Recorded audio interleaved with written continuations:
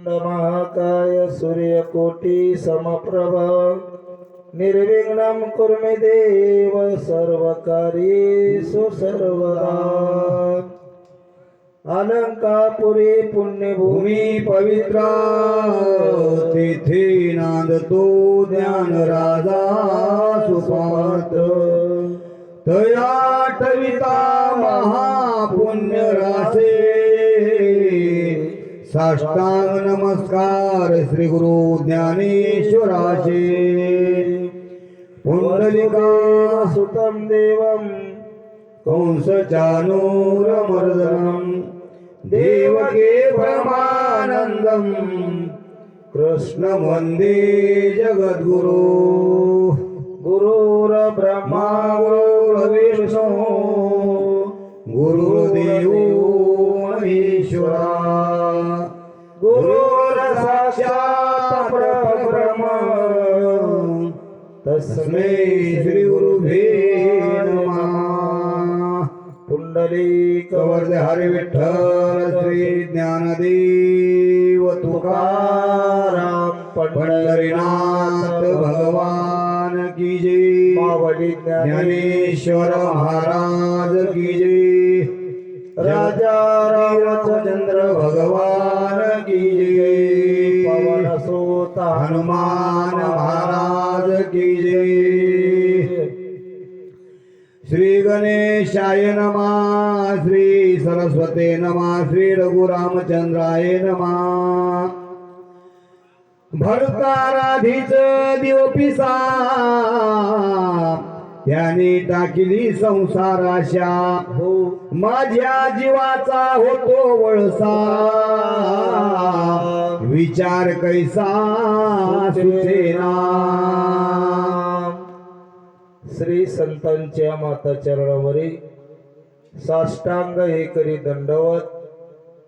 पुण्य पावन पवित्र असणारी ही चारवाडी नगरी, पवित्र नगरीमध्ये पवित्र असणाऱ्या या त्रिवेणी संगमात मारुतीराया भगवान देवादिदेव महादेव परमात्मा पांडुरंग परमात्मा या त्रिवेणी संगमात अखंड हरिनाम सप्ताह दरवर्षीप्रमाणे याही वर्षी यथासांग पद्धतीनं चालू आहे।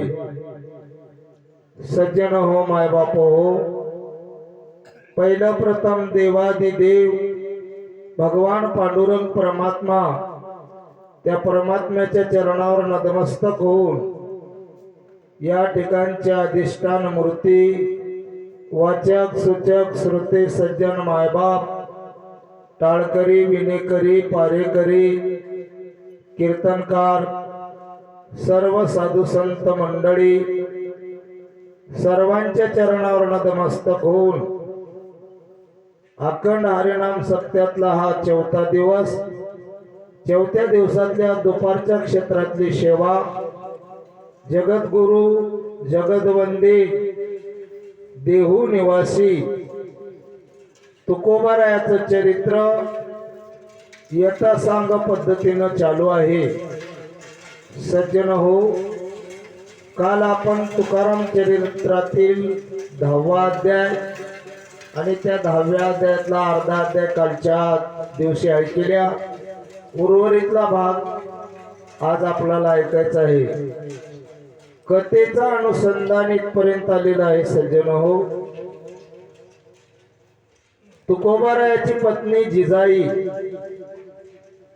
अतिशय दुःखी झालेली आहे, कारण जिजाईचा मोठा मुलगा जो महादेव होता त्या महादेवाला असणारा त्या ठिकाणी मुतखडा झालेला होता आणि म्हणून तो अतिशय त्रासयुक्त झालेला होता। आणि मग ती शेजारणीला सांगू लागलेली आहे, काय सांगावं बाई, भरतार असणारा देव पिसा झालेला आहे। देवाच्या कार्यात भगवंताच्या नामामध्ये हा पिसा झालेला आहे आणि लोक त्यांनी या संसाराला असणारा त्या ठिकाणी बाजूला टाकून दिलेला आहे।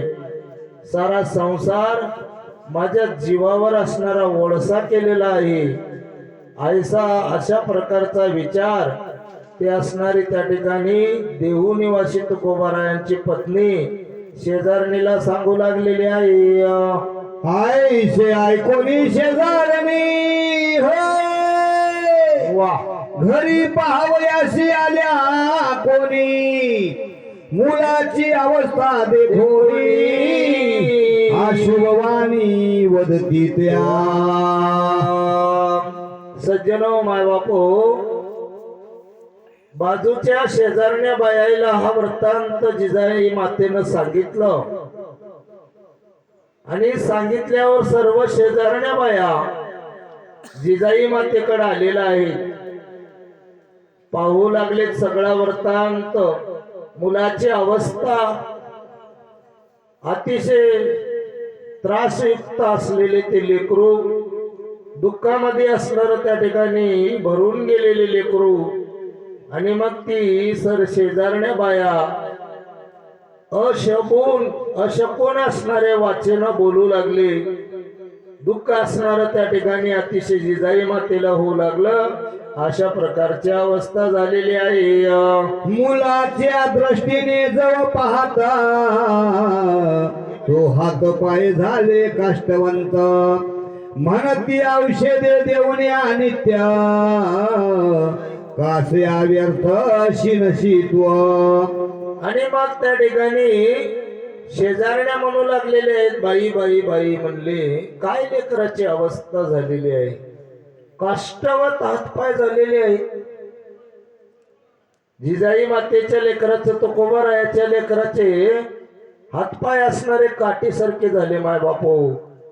आणि म्हणून असणाऱ्या याला कितीही जरी औषधे दिले, काही जरी केलं तर व्यर्थ जाईल बर काय. आणि म्हणून जिजाई, तू तुझ्या लेकराला हे अशा प्रकारचे औषधे वगैरे देऊ नको. काठीसारखी लेकराची अवस्था झाली. एवढ्या दुःख अवस्थेमध्ये जर तू याला औषध देऊ लागलीस तर याचा इलाज होईल का? अजिबात होणार नाही. अशा प्रकारचे ते शेजारणी त्या जिजाईला बोलू लागलेले आहेत. तुझ्या भरताराने निश्चिती हो वा हृदयी धरिला श्री रुक्मिणी पती यास्तव विघ्ने नाना रीती अवचित्त उद्भवती संसार्य. बघा सज्जनो माय बापू, लोकाची वृत्ती, लोकाचा विचार कसा असते बर काय. बाया म्हणाले तर तुझ्या भरतारानं निश्चितपणानं हृदयी धरिला श्री रुक्मिणी पती. रुक्मिणी मातेचा पतिदेव असणारा म्हणजे पांडुरंग परमात्मा. आणि त्या पांडुरंगाला तुझ्या नवऱ्यानं हृदयामध्ये ठेवलेला आहे. हृदय बंदी खाना केला आत विठ्ठल कोंडीला. तुझ्या नवऱ्यानं काय केलं तर त्या पांडुरंगाला आपल्या हृदयामध्ये ठेवलेले आहे. आणि म्हणूनच निस्ते इग्न येती घरी.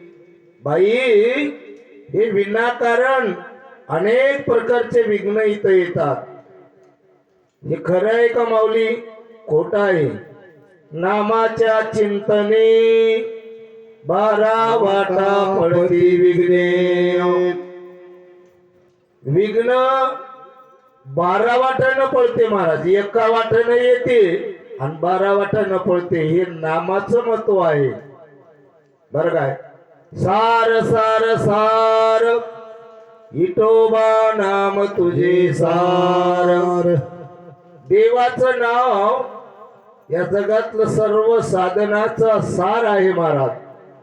सर्व साधनाचे सार भव सिंधू तरी पार. पण बाया म्हणाले की यानं देवाला आपल्या हृदयामध्ये ठेवलं म्हणून असणारे अशा प्रकारचे विघ्न ते असणारे तुझ्याकडे येत आहेत. म्हणजे चांगल्या संसारात विघ्न आणायचं काम या शेजारणीच्या बाईनं करू लागलेला आहे. श्री हरीचे भजन करीता वा प्रथमची मेली पुत्रकांता हृदयी धरिता पंढरीनाथा त्याहुनी आटता काळाला. बघा माय बापू, बाया म्हणाले त्या श्री हरीचे भजन करिता देवाचं तुझा नवऱ्यानं भजन करायलाय आणि म्हणून असणारे अशा प्रकारचे विघ्न घरी येऊ लागलेले आहेत. हृदयी धडकला क्रोध हृदयी धरिता पंढरीनाथा. पांडुरंगाचा असणार त्या ठिकाणी पांडुरंगाला हृदयात ठेवल्यामुळं अतिशय विघ्न येत आहे, विनाकारण विघ्न येत आहे. काही लोकांची वृत्ती असते माय बापू, देवाला जाणाऱ्याला जाऊ देणार आहे की नाही, स्वतः जायनार आणि दुसऱ्याला जाऊ देणार. बर काय पोती आहे काय जाऊत म्हणलं तर काय आहे तिथं, काय सांगणार आहे त्यानं, आहे की नाही. पण माय बापू, भगवंताची कथा संताचं चरित्र या जीवाचा उद्धार करते. बर काय म्हणून असणारा भगवंताची कथा असो या संताचं चरित्र असो, वक्ता कोण आहे याच्याकडे बघायचं नाही. बर काय कथा कोणाची चालू आहे याच्याकडे बघायचं. महाराज तुम्ही चिंतन करा, रामायणामध्ये काळनेमी साधू झाला आणि मारुतीराया काळनेमीच्या मुखातून कथा ऐकली. आवडी उठली कपिनाथा तापस मुखे कथा ऐकिता आणि आवडी उठली कपिनाथा. तपस्वी होता का महाराज तो? राक्षस होता पण झालेला साधू होता.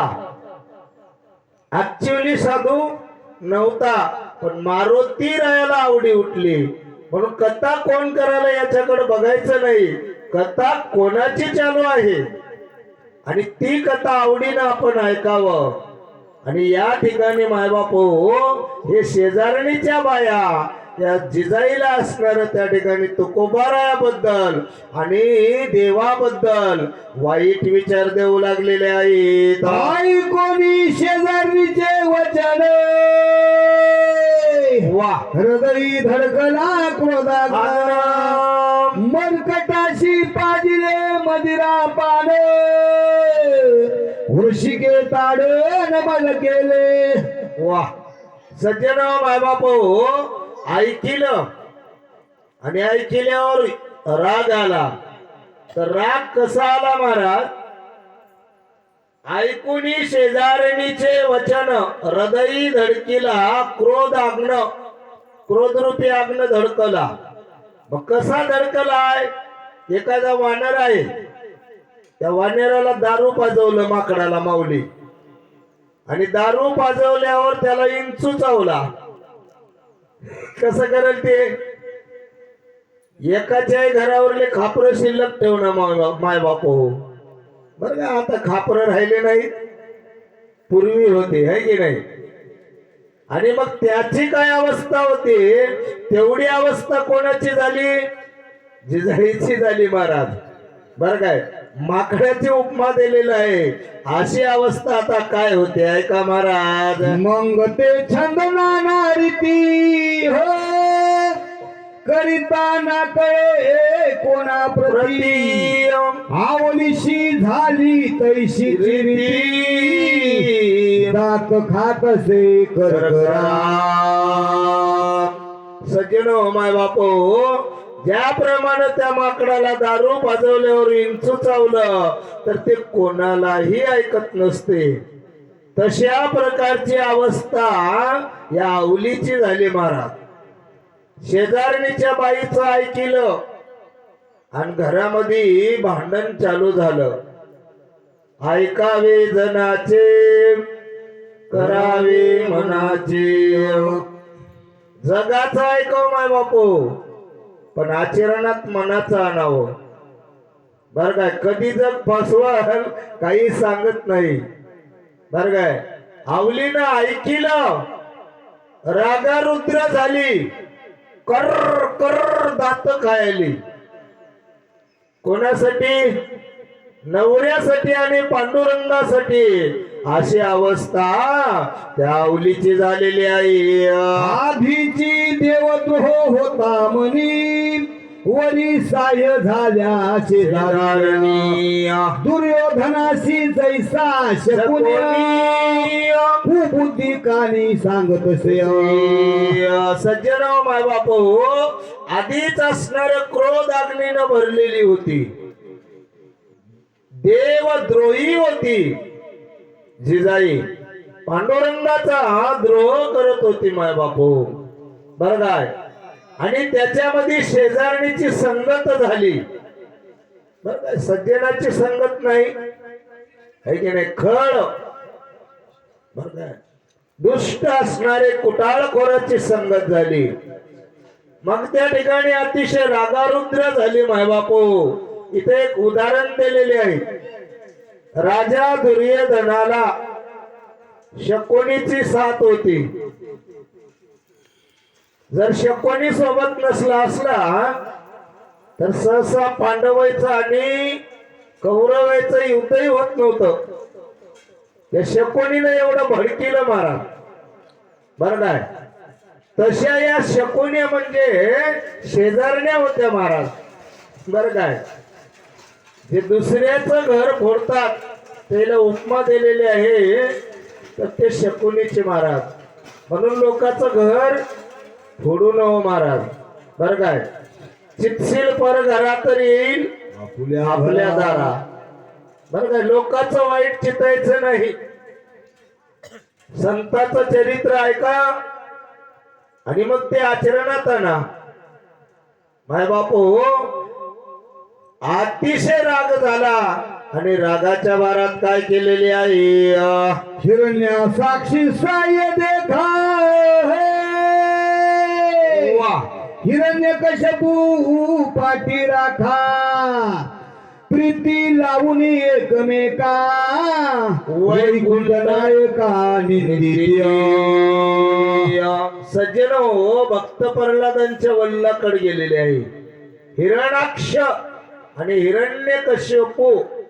बरं का? हे दोघं भाऊ होते. हिरणाक्षानं हिरण्यकश्यपूला साथ दिली आणि म्हणून भगवंताचा द्वेष केले. बरं काय? भगवंताबद्दल वाईट विचार केले माय बापू.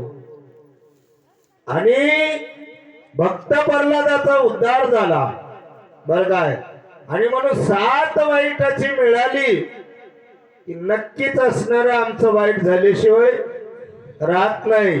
म्हणून संगत कोणाची धरावं? तर सज्जनाची कास धरावं माय बापू. संताची कास धरावं. साधूच्या संगतीत राहावं. बरं काय? ज्यानं जगाला आपलं म्हणते अशाची संगत धरावं. वाईटाची संगत धरावं का? पण आम्हाला सवय लागली माय बापू. आमचं ज्यानं वाईट चित्ते, वाईट गोष्टी आम्हाला सांगते ते आमचा मित्र म्हणाल्या आणि जे चांगलं सांगते ते आमचा वैरी व्हायलाय महाराज. चिंतन करा महाराज. एखाद्याला दररोज जर दारू भाजीलं ते माझा प्राणापेक्षाही प्रिय आहे म्हणते आणि एखादा त्याला दारू पिऊ नको म्हणला यानं माझा पक्का वैरी होय म्हणते. बरं काय?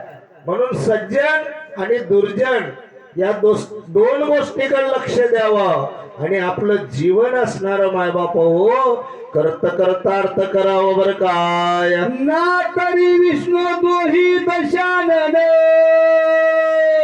वायासी साह्य कुंभकर्ण बुद्धी भ्रष्ट होऊन रावणे जाणे सीताहरण पै केले. सज्जन माय बाप हो, इथं अजून एक उदाहरण दिलेले आहे. विष्णूचा द्रोह करणारा रावण आणि त्या रावणाला सहाय्य करणारा कुंभकर्ण. बरं काय? आणि कुंभकर्ण सहाय्य झाल्यामुळं जगाची मालकीन असणारी सीतामाता आणि त्या सीतामातेचं त्या ठिकाणी हरून नेण्याचं काम या रावणानं केलं महाराज. बरं काय, कोणाच्या बळावर? तर या वाईट वर्तीच्या कुंभकर्णाच्या बळावर. बरं काय, म्हणून बायबाप हो, चिंतन करायचं असते. तुम्ही आम्ही कुठलंही कार्य करा, त्या कार्यामध्ये चांगलं काय आणि वाईट काय, हे केलेले कार्य जर आमच्या हिताचं असेल, जगाच्या हिताचं असेल, तर ते कार्य हातात घ्यायचं असते महाराज. आणि म्हणून सज्जन हो, या जिजाईला या वाईट वर्तीच्या शेजारणीची संगत मिळाली आणि म्हणून असणार त्या ठिकाणी अतिशय राग आलेला आहे. ना तरी ताटिका राक्षसिनीय श्रीराम देश वागवित म्हणिय ती जशी शूर्पणखा भेटली वनी दुर्बुद्धी कानी सांगावया. आणि मग त्या ठिकाणी ताटिका नावाची एक राक्षसीन होती. भगवान रामचंद्र प्रभून पहिला तिचा वध केलाय महाराज. बरोबर आहे की नाही? आणि तिनं असणारी शूर्पणखाला मिळाली, दुर्बुद्धी सांगायला सुरुवात केलं महाराज.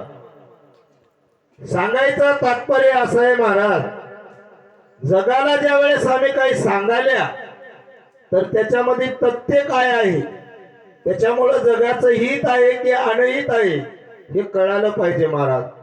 बर काय, आणि म्हणून तुम्ही आम्ही जगाला काय सांगावं, जगाला काय देवावं हे शास्त्र तुम्हाला आम्हाला शिकवते महाराज. आणि म्हणून या प्रकारचं आचरण करावं आणि आचरण करून तुमचा आमचा उद्धार करून घ्यावं. बोला. तैशारिती जिजाबाई देव हो वागवी तसे जीविया आणि शेजारणी सांगती सर्वई ठोबा जीवी न धरावा. आणि मग तशाच प्रकारचं असणार जिजाबाई देवाचा द्रोह करणारी. आणि शेजारण्याही तशाच होत्या महाराज. शेजारण्या म्हणत होत्या, बाई त्या देवाला असणार जीबीवर घेऊ नये, या वैखरीनं त्या देवाचं चिंतन करू नये. शेजारण्या म्हणालेत महाराज. आत्ताही बघा, दररोज नित्यनेमानं प्रत्येक गावामध्ये कीर्तन राहिला, सप्ताह राहिला, टाळकरी जावा, इकडं घरी कोणीतरी सांगल्याशिवाय आहे की नाही, कळ लागल्याशिवाय रायना बापू लय अवघड आहे की नाही. म्हणून माय बापू चिंतन करा. बर काय, उगच म्हणलेलं नाही, जगाच्या कल्याणी संतांच्या विभूती देह कष्टविधी परोपकारी.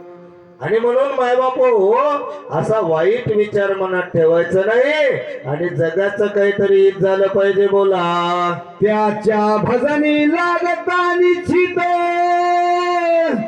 संसार झाला वाताहत मुलाची व्यथा झाली अद्भुत हे नाही वांचत सर्वथा.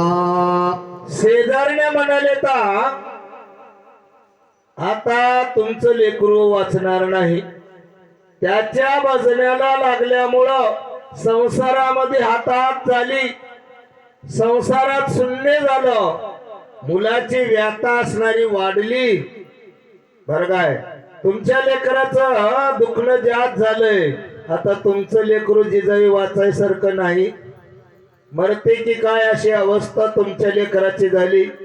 अगोदरच मोठी सवत गेली, मोठ्या सवतीचं लेकरू गेलंय. बर काय, आता याचंही काही खरं नाही. तुमचा नवरा तर त्या विठ्ठलाचं चिंतन करत आहे. बर काय, असा विचार या शेजारण्या देऊ लागलेल्या आहेत. आईशे बोलून घराशी गेल्या शेजारणी आवली तळमळ करी तसे म्हणी दृष्टीशी पाहुणी पुत्रारे. सज्जन हो माय बापू, अशा प्रकारचा असणार त्या ठिकाणी क्रोध रूपी अग्नी भडकवला. शेजारण्या बोलल्या आणि शेजारने अशा बोलून त्या ठिकाणी आपापल्या घरी निघून गेल्या महाराज. आवलीला तळमळ लागली, जिजाईला अतिशय तळमळ लागली, मनामध्ये असणारी तळमळ करू लागली, लेकराला बघू लागली, दुःख वाटू लागलं. कोण्याही माईला लेकरावर आल्यावर संकट दुःख वाटते महाराज. तुम्हाला सांगून जातो, सांगायची गरजही नाही. या जगामध्ये लेकरावर सगळ्यात जास्त प्रेम करणारी म्हणजे ती माय आहे महाराज, बरं काय. आणि त्या माईच्या प्रेमाचा जर अंत लावतो म्हणलं तर त्याचा अंत लागणार माय बाप हो, बरं काय. आईचे अथांग असणारे या लेकरावर उपकार आहे, बरं काय. आणि म्हणून या जिजाई मातेला लेकराबद्दल कळवळ निर्माण होऊ लागला. स्वामी तिन्ही जगाचा, आई विना भिकारी, बर काय. म्हणून मायबापो, अथांग असणारे आई वडिलाचे उपकार असतात. आई वडिलाला दूर करायचं नसते मायबापो. माय बाप केवळ काशी, त्याने न जावे तीर्थासी. ज्याला मायबाप आहे त्याला तीर्थ करायची गरज नाही मामा. ज्याला मायबाप आहे त्याला कथा ऐकायची गरज नाही. मग काय कराव? आई वडिलाची सेवा कराव. पुंडलिकानं कधी देवाचं नाव घेतलं का माऊली? आई वडिलाची सेवा केलंय, देवाला येवं लागलंय महाराज. आम्ही वारीला जाऊन बी काही फायदा झाला का? चिंतन करायचं असते महाराज. तुझं आहे तुझं पाशी, परी तू जागा चुकलाशी. घरी आहेत आई वडील, मायबाप साक्षात महादेव आहेत. आणि त्या आई वडिलाची सेवा करणं हे तुमचं आमचं कर्तव्य आहे. आणि म्हणून मायबाप हो, त्या आवलीला आपल्या लेकराकडे बघितल्यावर तळमळ वाटू लागली. हे प्रपंच रूपी सागरातली आहे आवली. आणि तुकोबारा याच्यातले आहेत का? अजिबात नाहीत महाराज. आणि म्हणून तुम्ही आम्ही काय करायला याच्याकडे लक्ष द्यावं. बोला. तो सायंकाळ होताची निश्चित, मुलाचा निशेष कोंडला मुत. वावा. मृदंगासारखे पोट फुगत, न हलवित हात पाय. सायंकाळ झाली सज्जन हो मायबाप हो. लेकराचा मूत्र असणारा कोंडला, मर्दंगासारखं पोट फुगलं. मर्दंगावर बोट टाकल्या टाकल्या आवाज येते माऊली. तशा प्रकारचं या महादेवाचं पोट फुगलं. त्याच्या पोटावर टाकल्या टाकल्या आवाज येऊ लागला. लेकराचं हातपाय हलना हली. लेकरू अतिशय विकळ अवस्थेत पडलंय. हातही हलना आलाय, पायही हलना आलाय. एवढी दुर्दशा त्या लेकराची झाली. आणि मग काय होते बोला. माता पुसताना बोले उत्तरे, हात पाय तो पडले गार. आवली म्हणे ना दिशे बरे, कैसा विचार करू आता. सज्जन हो माय बाप हो, आवलीनं आपल्या लेकराला आवाज दिला. बाळा, ए तान्या, अरे माधवा उठ बोल. अरे मी तुझी माय बोलालो बाळा, मला बोल र. लेकरू बोलणं आलंय माय बापो. जिजाई तळमळ तळमळ कराली. आपल्या लेकराला बोलायचा प्रयत्न कराली, पण लेकराच्या मुखातून शब्द निघणं आलाय. अतिशय दुःखी असणारी जिजाई झाली महाराज. आवली असणारी कासावी झाली. आणि आवली म्हणू लागली, काय विचार करू आता. माझ्या तान्याला कुठं नेऊ, माझ्या बाळाला माझ्या सोन्याला कुठं नेऊ. कोण्या डॉक्टर पशी नेऊ, कोण्या वैद्यापाशी नेऊ, कोण्या देवाकडे नेऊ, काय विचार करू. असा विचार आवलीला झालेला आहे. म्हणे पोर तो मरतसे निर्धार्य हे सर्व तान चुकी अवसरी तरी देवळात जाऊन सत्वरी कायावरी आपटावे. आणि मग त्या ठिकाणी एक विचार सुचला महाराज. बुद्धीचा दाता भगवान परमात्मा आहे आणि आवली असणारी विचार करत बोलू लागली, आता मात्र माझं लेकरू वाचणार नाही, माझा माधव वाचणार नाही, आता हा मरल बर काय. आणि मग याला इथं मरण्यापेक्षा याला त्या काळ्याच्या मंदिरात घेऊन जावावं. बघा महाराज, मरण कुठे व्हावं, पायी तीर्थयात्रा घडो, देह संतादारी पडो. आणि म्हणून आवली असणारी विचार केली आणि त्या काळ्याच्या पायावर नेऊन याला आपटावं, अशा प्रकारचा विचार आवलीनं केलेला आहे. ज्याने मोडून संसार ज्ञानी लाविला तिज भरतार तरी मरू घातला हे कुमार त्यावर आपटावा. सज्जन हो माय बापो, आवली मातेनं असा विचार केलेला आहे. काय विचार केला? ज्यानं माझ्या संसाराचं मोड केला, ज्यानं माझ्या संसाराला मोडून टाकलं, विध्वंस केलं आणि माझ्या निज भरताराला, माझ्या मालकाला, माझ्या पतिदेवाला, माझ्या तुकोबाराला त्या भगवंताच्या नामात तल्लीन केलं बर काय. त्याच्या पायावर माझ्या लेकराला नेऊन आपटितो, असा विचार आवलीनं केलेला आहे. होणार देन चुके निर्धार्य परिनिमित्त घालावे तयावरी आईशे म्हणून ते अवसरी बोला महादेव करी ओढीला. बाई मनात विचार कराली, आता होणार कल्पांती चुकणार नाही, पण माझं लेकरू तर कसंही मरते, पण त्या काळ्या तोंडाच्या पायावर घालावं आणि मग त्याच्यावर निमित्त ठेवावं. बघा महाराज, जिजाई मातेच्याही मनामध्ये असा कपट होत महाराज. बघा, माईच्या मनात विकल्प आला आणि विकल्पानं बोलू लागलेले आहे.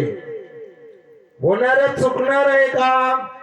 अजिबात नाही, पण निमित्ताला धडी त्या पांडुरंगाला करावं, असा विचार त्या जिजाईनं केलेला आहे. फरफरा ओढीत साच मार्ग धरी देवळाचा मग एके हाती घेतला मोचा सूत देवाचा घेन म्हणे. सज्जन माय बापो, फरफर फरफर त्या लेकराला ओढू लागली, उचल ना बर काय. एका हातामध्ये मोचा घेतलंय, दगड घेतलंय आणि सूड घेतो त्या देवाचा म्हणाले. बघतो म्हणले, यानं माझ्या संसाराचं वाटोळ केलाय, माझ्या नवऱ्याला यानं पिस्स करून टाकलाय, माझ्या नवऱ्याचा माझा संसार यानं विध्वंस करून टाकलाय आणि आता माझी परीक्षा बघालाय. बघतो म्हणले, याच हातामध्ये दगड घेतलाय आणि घेऊन ते जिजाई माता लेकराच्या पाय धरून ओढाली आणि ओढत ओढत काय केलेली आहे बोला. आईशे बोलोनी जिजाबाई देवळाशी आली ते समय बोला. हे जाणून शेषशाही विश्वित जीवी होतसे. आणि मग अशा प्रकारचं जिजाईनं बोललो बर काय. देऊळाच्या जवळ आली आणि शेषशाही, क्षीरसागराच्या ठिकाणी शेषाचं आसन करून बसलेला म्हणजे महाविष्णू आणि त्या महाविष्णूचा अवतार म्हणजे पांडुरंग परमात्मा बर काय. आणि तो पांडुरंग परमात्मा आपल्या मनात काय विचार करतात बोला. मनात म्हणत असे रुक्मिणी पती वा आता कोणती करावी युक्ती आवली मारिता मज प्रती होईल अपकीर्ती जना. भगवान परमात्मा मनात विचार कराले. रुक्मिणी पती, रुक्मिणी मातेचा पती देव मालक आणि तो भगवान परमात्मा मनात विचार कराले ता आता काही खरं नाही. आवली रागारुद्र झालेली आहे आणि आवली जर मला मारली तर जगामध्ये अपकीर्ती होईल बरं काय. आणि म्हणून काहीतरी मधला मार्ग काढावा असं भगवान परमात्म्याच्या मनात विचार आलेला आहे. आईशे म्हणून परब्रह्म रूपडे वा पाहे रुक्मिणीच्या मुखाकडे आता हे कैसे निरसेल साकडे त्याची रोकडे विचारे. आणि मग त्या ठिकाणी मायबापू असा विचार पांडुरंग परमात्मा असणारे मनात केले आणि मनात करून रुक्मिणी मातेकडे बघितलं बरं काय. पत्नीकडे बघितलं, जगाच्या मालकिनीकडे बघितलं आणि मालकिनीला म्हणत आहेत काय विचार करावं बरं काय. रुक्मिणी मातेसोबत विचारपूस पांडुरंग परमात्मा करू लागलेले आहे. आईशे ऐकोनी आधी माया जी परब्रह्मांगीची छाया ती म्हणत असे जी पंढरी राया चिंता कासया करीतसा. आणि मग अशा प्रकारचं ऐकिलं त्या आदिमायेनं बर काय. जगाची माता असणारी आदिमाया, प्रब्रह्मयाची छाया असणारी, पूर्ण ब्रह्म असणारा भगवान परमात्मा, त्या परमात्म्याची छाया असणारी बर काय ती माता असणारे म्हणू लागलेली आहेत. हे पंढरीनाथा पांडुरंगा तुम्हाला चिंता करायची काय गरज आहे. विनाकारण तुम्ही चिंता करू नका देवा. बघा महाराज, पती देवावर संकट आल्यावर पत्नीनं अशा प्रकारचं आपल्या देवाला साथ देवावं. आणि पती देवावर जर संकट आलं आणि पत्नी जर त्याला सोडून निघून गेली तर त्या माईला पत्नी म्हणता येईल का? येणार नाही. म्हणून बारकाईनं चिंतन करावं महाराज, कथा ऐकावं आणि कथा जीवनात उतरावं बर काय. तुमच्या इच्छा मात्र निश्चिते वा अनंत सृष्टी मोडती घडत्या बोला प्रकाशमान करावया स्थिती व्यथा गवस्ती चिंता तुरे. सज्जनो माय बापो, रुक्मिणी माता म्हणू लागलेले आहे तुमच्या इच्छा मात्र निश्चिती. देवा तुमच्या इच्छेनं ब्रह्मांडाची घडामोड होते, अनंत कोटी सृष्टीला निर्माण करता येते आणि क्षणामध्ये असणार संपून टाकता येते बरं काय. तुमच्या प्रकाशा तुमच्या आज्ञेनं सूर्य चलते बरं काय. आणि मग देवा तुम्हाला चिंता करायची काय गरज आहे, आवलीला भियाची काय गरज आहे, अजिबात नाही देवा. अशा प्रकारचं बोलू लागलेली आहे. वर्षाना पडिले की तत्वता वा वा जीवन सर्वता न मिळी आता हे उधतीशी कासया पाहिजे चिंता बोला अनाथ नाथा श्री विठ्ठला. देवाला म्हणत आहे देवा अवर्षण पडलं, पाणीच पडलं नाही 12 वर्ष, तरी समुद्रानं चिंता करावं का? काही गरज आहे का? अजिबात नाही. आणि मग देवा तुम्ही या जगाचे मालक आहात, ब्रह्मांडाचे नायक आहात बर काय. देवा तुम्हाला चिंता करायची गरज नाही बर काय. उष्ण काळी होतो उभारा यास्तव पाहिजे विंधन वारा आराम ही चिंता कासया रोहिणीवरा ऐसे विचारांतर्य. आणि मग उष्ण काळ झाला. उन्हाळा दिवस आहे, कडक ऊन पडलंय, पण चंद्राला काय वारा घालायची गरज आहे का? देवा, चंद्राकडे एवढी शीतलता आहे, त्याला वारं घालायची गरज नाही. ऊन लागायलाय म्हणून त्याला छाया धरायची गरज नाही देवा, बर काय? आणि म्हणून देवा, तुम्ही चिंता करू नका. तुम्ही कृपा दृष्टी जयाकडे वा पाहत निजनी वाडे तरी पाषाण गोमारी खडे परिसरोकडे होतील क्या. भगवान परमात्म्याला, पांडुरंग परमात्म्याला रुक्मिणी माता बोलू लागलेली आहे. देवा, तुमची सहज दृष्टी जर कायाकडे पडली, दगड सुद्धा त्या ठिकाणी ज्ञानी होतील, दगड सुद्धा, पाषाण सुद्धा परीस होतील. सहज नजर टाकल्या तर, बर काय? अहो, श्रीकृष्ण परमात्म्यानं सुदामाच्या नुसतं कपाळाला हात लावले, सुदाम नगरी सोन्याची झाली देवा, बर काय? तुम्हाला चिंता करायची काही गरज आहे का? नजर टाकल्या टाकल्या दगडाचं पाष्ट्या परिसामध्ये रूपांतर होते. एवढं सामर्थ्य देवा तुमच्या नजरेत आहे बर काय? तुमच्या दासाचे ऐसे सामर्थ्य की मृत प्रेत होईल जिवंत. आईशी रुक्मिणी बोलोनी मात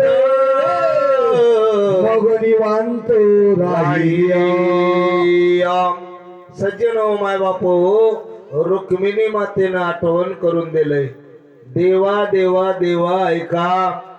अहो, तुमचं बाजूला ठेवा, तुमच्या दासाकडे एवढं सामर्थ्य आहे. मृत प्रेत उठवण्याचं सामर्थ्य तुमच्या दासात आहे, बर काय? तुम्ही उदाहरण घ्या, नामदेव महाराजांना मेलेल्या गायीला उठवलंय माय बापू. तुकोबारायाच्या कीर्तनामध्ये लेकरू आणलेलं होतं त्या माईनं, त्या लेकराला उठवायचं काम तुमच्या दासामध्ये आहे. देवा, तुमच्या भक्तात आहे, आणि तुम्ही काय करू शकणार नाही. आले देवाजीच्या मना तेथे कोणाचे चालेना. आणि म्हणून देवा, तुमच्याकडे एवढं सामर्थ्य आहे, एवढं त्या रुक्मिणी मातेनं बोललं आणि निवांत राहिलेली आहे. हो आवलीने ओढीत फरफर देवळी शिवराणी रे पोरा म्हणे याशी आपटोनी काळ्यावर मग मोचावर मारीन मी. आणि मग त्या ठिकाणी आवलीनं काय केलं, ते लेकराला फरफर फरफर ओढीत आणलं महाराज देवळात. शीघ्र आणले पोरा, पोराला टर वडीतच आणलं माऊली, बर काय? आणि मग त्या ठिकाणी म्हणू लागली, अगोदर या लेकराला तिथं नेऊन त्या काळ्याच्या पायावर आपटितो आणि मग त्या काळ्याची बघतो म्हणली. बघा आता, बघा महाराज, काय सामर्थ्य म्हणावं जिजाईचं. तिच्या मालकानं देवाला आपल्यासारखं केलंय माऊली. मालकाचं अर्ध पुण्य कोणाकडे जाते? अर्धांगणी आहे ना महाराज, बर काय? तुम्हाला सांगतो, तुकोबारायाला भेटण्याच्या अगोदर देव जिजाईला मिळाले महाराज, आहे की नाही? जिजाईच्या पायातला काटा आपल्या दातानं देवानं काढलं महाराज, बर का? हे तुकोबारायाचं सामर्थ्य आहे. तुकोबारायामुळं हे ब्रह्मांड चलत आहे महाराज, बर काय? जेवढे काही वारकरी आहेत, जे काही कीर्तनकार आहेत, आज तुकोबारायामुळं कथाकार आहेत, अतिशय आनंदानं माय बापू आपलं जीवन जगत आहे, बर का? एवढं सामर्थ्य आमच्या तुकोबारायाचं आहे. चिंतन करा माय बापू, किती अथांग तुकोबारायाचे उपकार आमच्यावर आहेत. कोट्यवधी लोक तुकोबारायाचा अभंग घेऊन आपला उदरनिर्वाह आपलं जीवन असणार अतिशय सुंदर आणि रममय वातावरणामध्ये घालू लागलेले आहे. पण स्वतःच्या घरी खायला नाही महाराज. होतं का माऊली? अजिबात नाही. आणि म्हणूनच मायबापू तुकोबारायाला जगद्गुरु जगदवंदी अशा प्रकारची पदवी मिळालेली आहे. तुम्हा आम्हाला काय आहे महाराज बर काय. आणि म्हणून मायबापू या तुकोबारायाचं चरित्र ऐकावं आणि चरित्र ऐकून आचरणात आणावं. सज्जन हो, नक्कीच आपलं हित होते बर काय. आयसा निकर धरोनी मानसीय सन्मुखाली देवापासी पोर उचलिले आपटावयासे तो रुक्मिणी ती जशी बोलत. आणि अशा प्रकारचा निखर निश्चय धरला मानसी. मानसी म्हणजे मनाच्या ठिकाणी बर काय. आणि सन्मुखाली देवापासी देवाच्या जवळ आली मायबाप हो. आणि लेकराला उचलून देवाच्या अंगावर टाकावं एवढ्यामध्ये रुक्मिणी माता तिथं प्रगट झाली. आणि रुक्मिणी माता असणारी त्या आवलीला काय म्हणत आहे बोला. दुसरे देऊळी नसताची कोणी मूर्ती आवली चित्ती विस्मित होय म्हणे पाषाण चुकली होई. दुसरे देऊळी नसताची कोणी हो मूर्ती आटोनी उमटली धोनी आता आरोग्य केले याद लागोली जाय तू सदवी आपल्या. सज्जन हो माय बापू देवळामध्ये कोणीही नव्हतं. मूर्ती असणारी बोलू लागलेली आहे रुक्मिणी मातेची. रुक्मिणी माता म्हणाली ऐक जिजाई याचा रोग चांगला झाला बरा झालाय. आता तू चिंता करू नको. तुझ्या लेकराला घेऊन घरी जा अशा प्रकारचं बोललेली आहे. आवली चित्ती विस्मित होय म्हणे पाषाण मूर्ती बोलती काय सवेची लेकुराकडे पाय तो घागरीशी तो मूत्र लवला हे सुटले. आणि मग आवली असणारी विस्मित असणारी झालेली आहे. पाषाण मूर्ती बोलल काय बोलते माय बापू. का बोलणार. भाऊ होता तुकोबारायाचा बर काय. अख्खा आयुष्य देवाच्या नावावर संसारावर शून्य घातलेले बर काय. आणि म्हणून त्या तुकोबाराया करता आवलीला हा रुक्मिणी मातेनं बोललं. आश्चर्यचकित असणारी रुक्मिणी ते जिजाई झाली. आणि जिजाईनं त्या ठिकाणी लेकराकडे बघितलं तर लेकराचं मूत्र निघालं महाराज बर काय. लेकरू असणारं लघवी करू लागलं. पोट साफ होऊ लागलं. मायबाप हो काय नो हे केले एका चिंतिता विठ्ठले बर काय. भगवंताच्या नामाची ताकद आहे. जरी विरोध भक्ती जरी आवलीनं केलं तर त्या ठिकाणी देवावर असणार त्या मायबाप एवढा निश्चयानं आपल्या दुःखी लेकराला भगवंताकडे नेली. लेकरू जर दुःखीत झालं किंवा लेकराला जर काही बिमारी झाली तर आम्ही देवळात नेत्या कमावली अजिबात नाही. आम्ही पहिलं गाडी करत्या आणि मग त्या ठिकाणी मोठ्या हॉस्पिटलला नेत्या बरं काय. आणि म्हणून असणार त्या ठिकाणी विश्वासम फलदायकम बरं काय. आणि म्हणून विरोध भक्ती का असणार पण त्या ठिकाणी त्या रुक्मिणी मातेची कृपा झालेली आहे. देवळात चिकल होई फार मग लेकरू घेऊन आली बाहेर घागरीशी चोल पडली थो कैसा कुमार मुत तसे. सज्जन माय बापो लेख त्या देवळामध्ये चिखल होईल म्हणून त्या लेकराला बाईनं उचललं बाहेर आणलं. घागरीला छिद्र पडल्यावर ते पाणी ज्या प्रमाणे बाहेर जाते तशा प्रकारचं या लेकराच्या पोटातून ते मूत्र बाहेर जाऊ लागलेलं आहे. नाना कुपते होते उदरी ते बाहेर पडले इंद्रियाद्वारी मातेशी म्हणे ते अवसरी सुधा उदरी आणि मग नाना प्रकारचा रोग त्या लेकराच्या पोटात होता. ते मूत्रद्वारे असणारा निघून गेला आणि निघून गेल्यावर ते लेकरू म्हणाले, माय मला लई भूक लागली. बरं काय, भुकेनं मी व्याकुळ झालो. देवाची कृपा झाली महाराज बघा. आणि मग त्या ठिकाणी लेकरू आईला त्या भूक लागलेली सांगू लागलंय, जेवाया मागत आहे. काय म्हणाले बोला. मग विस्मित होऊन निजांतराय म्हणे भय वाटले रुक्मिणीवरा, यास्तव आरोग्य केले कुमरा. मग निज मंदिरात गेली. मनामध्ये अजूनही विकल्प गेलाच नाही. बाई मनात विस्मित झाली. जिजाई म्हणाली, देव भिला म्हणली. भय वाटे रुक्मिणीवरा. बर, देव देव मला भिलाय म्हणली. आणि भिवून माझ्या लेकराचं बरं केलंय, नाही तर यानं करत नव्हता. हातामध्ये मोठा दगड आणलं होतं, पाय फोडाव म्हणलो होतो म्हणली. आहे की नाही, भिलाय बेटा म्हणली, भिलाय. हा, काही काही लोक म्हणतात मी आल्या आल्या पळून गेलाय. आहे की नाही, तशा प्रकारची अवस्था या जिजाईची झालेली आहे. मुलासी शुद्धा लागली बहुत, मग जेवावया बैसविले त्यात. हा तुकयासी कळता वर्तांत, म्हणे पंढरीनाथ शिरविला.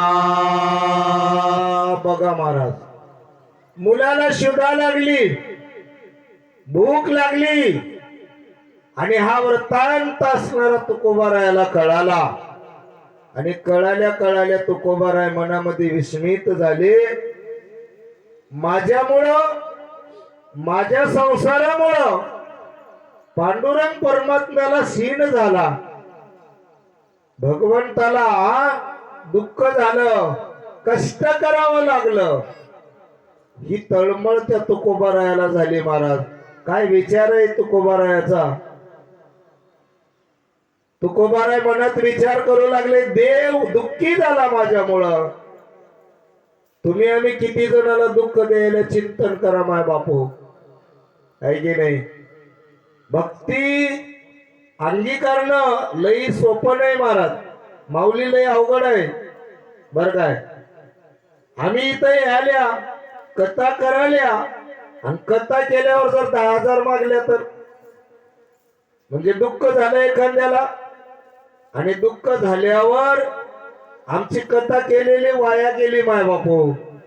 बर काय, आणि म्हणून असा विचार तुम्ही आम्ही या जीवनात उतरायचा आहे. बोला. प्राणांत व्यथा होती मुला, एकाएकीची आरोग्य झाला. न कळे ईश्वराची लीला, त्याची कळा तो जाणे. सज्जन माय बापू, तुकोबाराय मनात विचार कराले, प्राणांत अवस्था माझ्या लेकराची होती, प्राण जायची वेळ माझ्या लेकराची आलेली होती. बरं काय, आणि या अवस्थेमध्ये न कळे ईश्वराची लीला. देवाची करणी नारळात पाणी. देवाचा लीला झालेला आहे महाराज. भगवंताची लीला कोणालाही कळाली नाही. बरं काय, आणि असा विचार तुकोबाराय करू लागलेले आहे. मग भोजन करुणी वैष्णव भक्त वा सत्वर जातसे देवळात. 4 घटिका लोटला प्रारंभ करीत कीर्तनास्य. सज्जन माय बापू, जगद्गुरु तुकोबाराय लगबग देवळात गेले. 4 घटका संपल्या आणि मग त्या ठिकाणी कीर्तनाला प्रारंभ केलं. काय झालं बोला. कीर्तन करिता वैष्णव जने, तुकयासी द्रौपदी होते कोण, त्याची ऐका नामाभिधाने. प्रेम जयाचे निधुनारे. सज्जन हो बघा, जगद्गुरु तुकोबाराय वैष्णव भक्त असणारे वैष्णव जण बर काय. आणि मग तुकोबारायचं कीर्तन चालू. द्रुपद म्हणाया पाठीमाग कोण होता ऐका. गंगाधर मवाळसाचार कडूसात होता दिजवर तो तुकड्याचा लेखक निरंतर पार्सादिक उत्तर लिहितसे. आणि द्रौपद म्हणण्यासाठी गंगाधर मवाळ नावाचा एक भक्त होता आणि कडू शांत असणारा एक ब्राह्मण होता. तो तुकोबारायाचा लेखक होता महाराज. प्रसादिक असणार कार्य ते करत होता. अशा प्रकारचे महान वक्ते आणि भगवंताच्या कार्यामध्ये अख्खं आयुष्य टाकणारे. देह जावो आत्वा राहो पांडुरंगी गरुड भाऊ अशा प्रकारचे भक्त होते. तुम्ही आम्ही काय देहाला विचार करायला महाराज है की नाही. देह काळाचे धन कुबेराचे तेथे मानवाचे काय आहे. काय आहे महाराज. सप्त चालू आहे आणि हरभरा पाण्यानं भिजल म्हणून तो कापत बसल्यानं जमते काय. धन कोणाचं आहे माऊली. काळाचं आहे धन. देह काळाचे धन कुबेराचं आहे. आमचं काय आहे काहीच नाही महाराज. पण मी पणा काय गेल्याशिवाय मी पणा काय जात नाही. म्हणून मायबाप चिंतन करा आणि जीवाचा उद्धार करून घ्या. बोला. दुसरा संताजी तेली झाले उपनाव जगणारे या कारणे चाकणात होता बहुत दिन तुकड्याशी शरण मगाला. सज्जनराव मायबाप दुसरा असणारा संताजी होता आणि त्याचं उपनाव असणार जगनाडे अशा प्रकारचं होतं. आणि तो चाकणचा होता. आणि तिथं काही दिवस राहिल्यावर तुकोबारायाला शरण आलेले जगाचे जगद्गुरु तुकोबाराय आणि त्या तुकोबारायाकडे शरणागती पत्करले महाराज बरं काय. आणि मग त्या तुकोबारायाला शरण गेल्यावर तिथं असणार त्या ठिकाणी जीवाचा उद्धार झाल्याशिवाय राहत नाही. अशा प्रकारचं झालेलं आहे. बोला. आईशे दोघे उभयता वा सद्भावे शरण वैष्णव भक्ता सोडोनी संसाराची आस्था लिहित कविता निजागी. सज्जन माय बापू अशा प्रकारचे दोघ जण उभयंता होते आणि ते सद्भावे भाव बळे आकडे येरणाकडे करतळे आवळे तैसा हरिय. भावाच्या बळावर देवाला आपल्यासारखं करता येते. भावाच्या बळावर संताला आपल्यासारखं करता येते. आणि भावाच्या बळावर जगाला सुद्धा आपल्यासारखं करता येते. आणि म्हणून हे दोघही जण त्या वैष्णव भक्ताला म्हणजे तुकोबारायाला शरण गेलेत. भावानं गेलेत महाराज. तुमचा आमचा भाव किती आहे देवाला ठाऊक आणि आपल्या आत्म्याला ठाऊक जीवाला ठाऊक आहे की नाही. म्हणून भाव हा सगळ्यात महत्वाचा मुद्दा आहे. थोर प्रेमाचा भुकेला भाची दुष्काळ तयाला. म्हणून तुम्ही आम्ही प्रेम देवावं. प्रेम सुख देई प्रेम सुख देई प्रेमाविन नाही समाधान. प्रेमाशिवाय या जगामध्ये कुठेही समाधान नाही महाराज बर काय. आणि मग संसाराची चिंता आस्था केलेली नाही. संसार नाशिवंत आहे. जेवढं दिसते तेवढं नसते महाराज. आणि म्हणून संसाराची आस्था धरले नाही दोघांनी आणि कवित्व लिहित बसले तुकोबारायाचं महाराज. अशा प्रकारचं कार्य या दोन भक्तांना केलेलं आहे. हरी कीर्तन करिता नित्य तुकया मागे द्रौपद धरिता तेने रंग ओढवे अद्भुत सप्रेम नरते सज्जन हो माय बाप हो. तुकोबाराय हरी कीर्तन करते वेळेस तुकोबारायाच्या पाठीमाग द्रौपद धरत होते बर काय. आणि मग त्या ठिकाणी रंग येत होता कीर्तनाला आणि त्या रंग आल्यावर सप्रेम नरते करीतसे बर काय. पूर्ण प्रेमानं बर काय पूर्ण प्रेमानं हे दोघही जण अतिशय आनंदानं त्या कीर्तनामध्ये नृत्य करत होते बर का. दुराशा सांडोनी निश्चिती धरली त्यानी सत्संगतीय वा वा. कीर्तना माझी द्रौपद धरितीय सप्रेम गते करुनिया. सज्जनो माय बाप दुराशा सांडून टाकली, दुराशाला जवळ केलं नाही बरं का. निश्चिती धरिली त्यांनी सत्संगती, संताची संगत धरले महाराज. तुम्ही आम्ही कोणाची संगत धरायला चिंतन करा. संताच्या संगती मनोमार्ग गते आकळावा श्रीपती येणे पंथी. संगत कोणाची धरली तर संताची धरली महाराज. उजळली या भाग्याता अवघी चिंता वारली, संत दर्शनी हा लाभ पद्मनाभ जोडला. आणि म्हणून जगद्गुरु तुकोबारायाची संगत धरली आणि जगद्गुरु तुकोबारायाची संगत धरल्यामुळं बाकीचा विषय काय झाला, विषय तो त्यांचा झाला नारायण. अशी अवस्था त्या दोघांची झाली. एक वही घ्या, बाकीचं तेला देऊत बोला. जैसी पातस्याची मनोव्रते जाणोनी रथ चालवित सारथी उपचार भोग इच्छिता पते तेथे अनुकूल असती पतिव्रता. सज्जन हो माय बापू, जशा प्रकारचा रथ हाकलणारा पांतस्त्याची मनोवृत्ती आहे बरं काय. पांतस्थ म्हणजे वाटण जाणारा, त्याच्या मनाच्या इच्छेप्रमाणे रथ हाकलते बरं काय. आणि त्याप्रमाणे जाते. किंवा एखादी पतिव्रता माता आहे, आपल्या पतिदेवाची जे इच्छा भोग आहे किंवा कुठलीही इच्छा आहे, ती इच्छा पतिव्रता माता कुठल्याही प्रकारचा संकोच न करता परिपक्व करते. त्या प्रकारचं मायबाप दोघही जण तुकोबारायाचं असणार त्या ठिकाणी कार्य सिद्धीला नेतात बरं काय.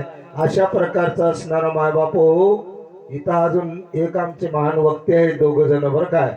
झालेली सेवा म्हणण्यापेक्षा करून घेतलेली सेवा भगवान देवादिदेव पांडुरंग परमात्मा, त्या पांडुरंग परमात्म्याच्या चरणावर समर्पित करून सेवेला पूर्णविराम. कुंडली श्री ज्ञानदेव तुकाराम पंढरीनाथ भगवान की जय. माऊली ज्ञानेश्वर महाराज की जय. जगद्गुरु तुकाराम महाराज की जय. राजा रामचंद्र भगवान की जय. पवन सुत हनुमान महाराज की जय. नाही 26 झाली 26 हाय की गेलं